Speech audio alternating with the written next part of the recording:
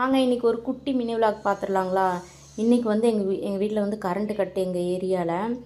ஃப்ரிட்ஜெல்லாம் பார்த்திங்கன்னா ரொம்பவே அந்த தண்ணிலாம் பின்னாடி இருக்க தண்ணிலாம் வந்து ஒழுகி ஃப்ரிட்ஜு ரொம்ப நாறி போச்சு. சரி இதுதான் சாக்கு அப்படின்னு சொல்லிட்டு காய்கறியும் எதுவும் அவ்வளோவா இல்லை, மாவு பால் இந்த மாதிரி தான் இருந்தது.